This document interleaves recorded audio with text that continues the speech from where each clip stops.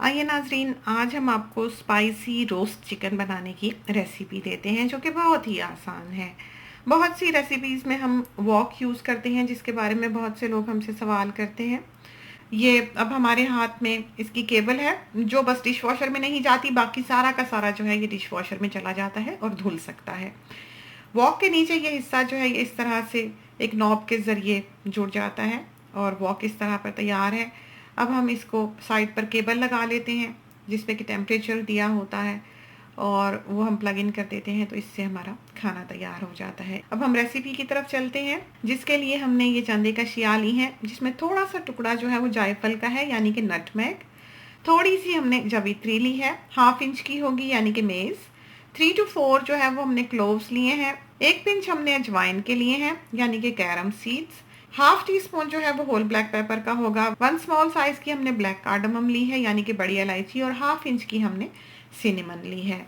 1.5 T-spoon हमने coriander powder लिया है। 1.5 टी-स्पून ही हमने क्यूमिन सीड्स लिए हैं। 1.5 टी-स्पून ही हमने चिली पाउडर लिया है और 1.5 टी-स्पून ही हमने सॉल्ट का लिया है, और 5-6 हमने टमरिंड के सीड्स लिए हैं यानी कि इमली।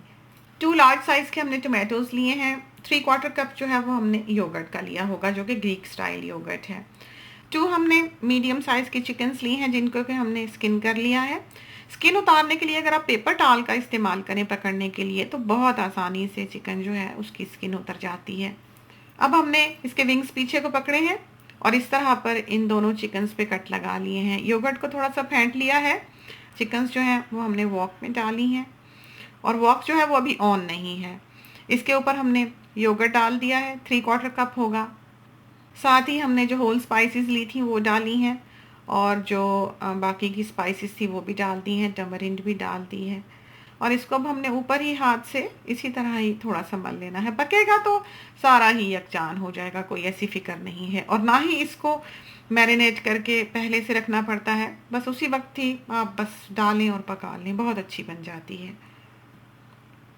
इस तरह पर इसके कट में भी मसाला चला जाए। और ये देखिए अब हमने इसके ऊपर ये जो टोमेटोज़ थे, 2 टमाटर वो बारीक बारीक काट कर डाल दिए हैं।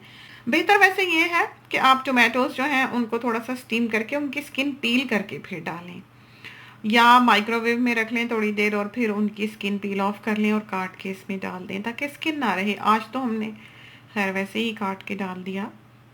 अब ये जो है ये खुद ही इसका पानी जो है ये चिकन रिलीज़ करेगी, टोमेटोज़ का पानी भी निकलेगा, दही का भी निकलेगा, तो उसी में ये गल जाएगी और इसमें पानी वगैरह डालने की ज़रूरत नहीं होती बाहर के ममालिक में।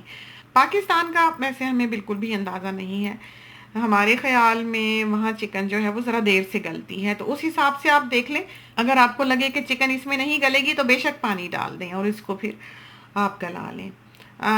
इसको हमने अब चिकन को गाहे गाहे पलटते भी रहना है, मीडियम हीट पे रखा हुआ है, और बार बार ढक भी देना है ताकि ये अंदर तक गल जाए।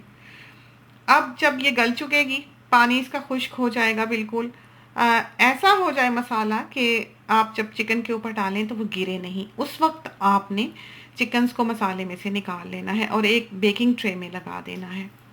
इसके ऊपर अब आपने वो जो ग्रेवी सी बची है वो अच्छी तरह पर फैला देनी है। अब आप देख रहे होंगे कि ये मसाला जो है ये कैसे ठहर रहा है चिकन्स के ऊपर, बिल्कुल बहकर नीचे नहीं जा रहा। अब बेटी जो है आज का जो डिनर तैयार कर रही थी, उसको इसकी लेग्स टाई करने की बहुत फिक्र लगी हुई है। उसने खूबसूरती के लिए कर तो दी है लेकिन असूलन ये होना नहीं चाहिए था, इसलिए कि अगर आप इसकी लेग्स को टाई कर देंगे तो ये अंदर तक जो जॉइंट होता है वो पकेगा नहीं अच्छी तरह।